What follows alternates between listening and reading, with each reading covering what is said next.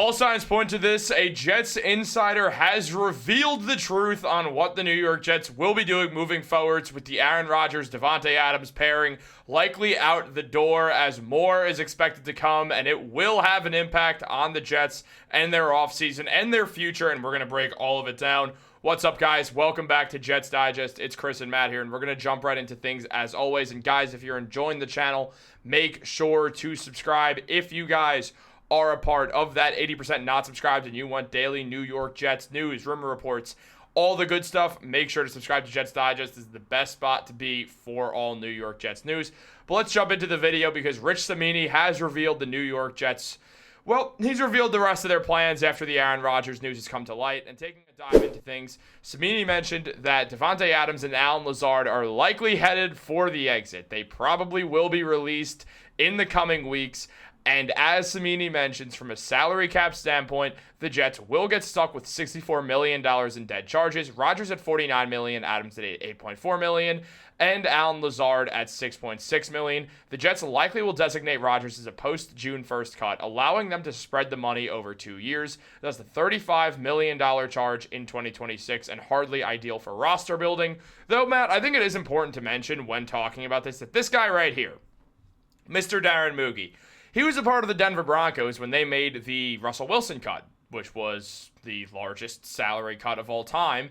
And, well, they made the playoffs the next year. So Mougey can do this. He's been here before. He's done literally this exact thing before. And as we know, Mougey was a big voice getting rid of this guy right here, Aaron Rodgers, who did throw for nearly 4,000 yards at 28 touchdowns and 11 interceptions, though did not lead the Jets to much winning. And a lot of that did come off what Aaron Rodgers historically did best for his career, was obviously those fourth quarter drives. The Jets lost a handful of games because Aaron Rodgers could not get a game-winning drive going. So some of that does fall on Rodgers, and the Jets, they wanted to do a hot restart while also getting their hopes up that they could hopefully bring in one of those top two quarterbacks in next year's draft. Hopefully.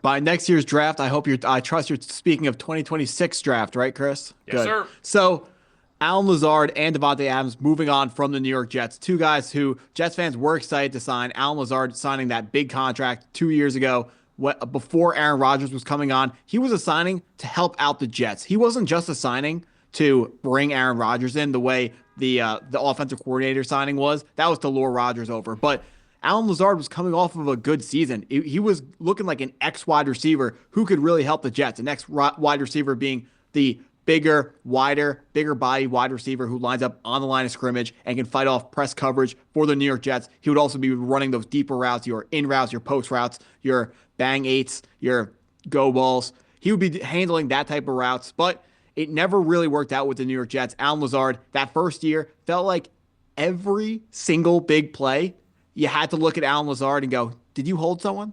Because, it was unbelievable. Every other big play, Allen Lazard would be guilty of a holding penalty.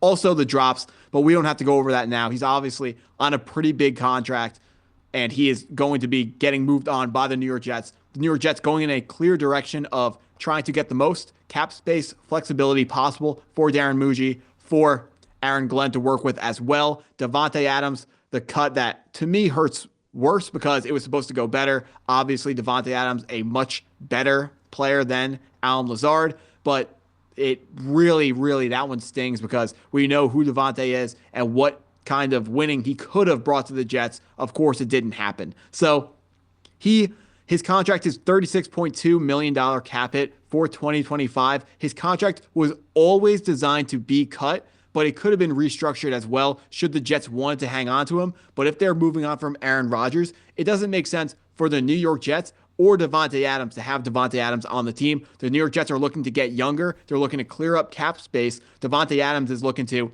compete for a championship and get paid a lot of money. Both things that the Jets, they're interested in competing for a championship, but you're lying to yourself if you want to say that they are going to be competing for a championship. And like you said, talking about how Darren Mougey has already had a team make the playoffs, even though they're getting strapped with, like you said, the biggest dead cap hit in NFL history. That's very impressive. Hopefully he can bring that sort of thing to the New York Jets as well.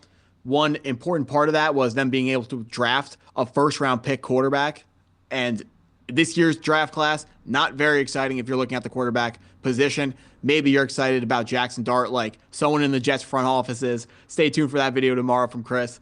So Darren Mougey, it's going to be tougher for him to pull that off with the New York Jets as opposed to the Denver Broncos because while both teams were on long playoff droughts, the Denver Broncos actually had the second longest playoff drought behind the Jets before they cracked it this season with Bo Nix. They brought in a quarterback, Bo Nix, really underrated prospect. Yes, he ran a Mickey Mouse offense at Oregon, but he's a guy who has the athleticism, has the plus arm strength. He's a good quarterback. We got to find a guy, maybe not exactly like Bo Nix, maybe a little bit better than Bo Nix, hopefully at the top of next year's draft, should the New York Jets go in that direction and get rid of more older players to bring the winnings down to get in a position to draft one of those top quarterbacks in next year's draft.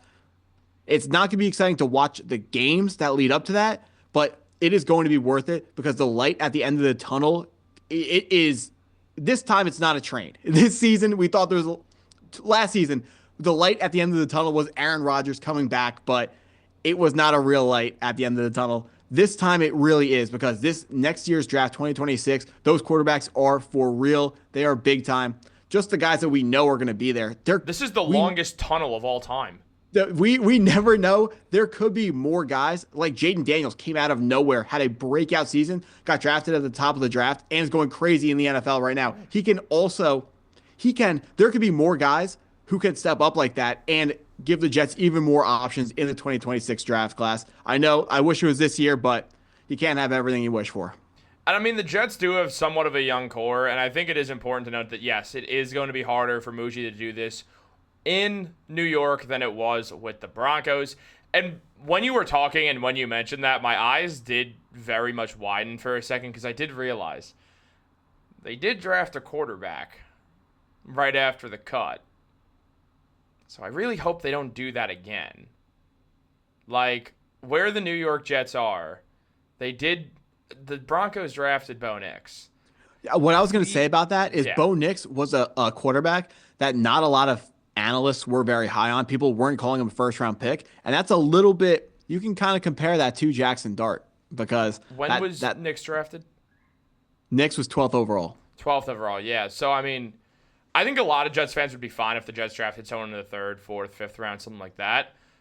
It's just, you can't use a top pick on a quarterback this year. It just doesn't feel like the move, especially when the Jets, they've clearly set themselves up to be bad this season, like to tank it, which, I mean, shout out to a lot of the guys who are willing to stick around through that. We've seen that be the case with multiple different people now, including Garrett Wilson, who seemingly is happier that he isn't getting quarterbacked by Aaron Rodgers. Those two clearly didn't seem to get along.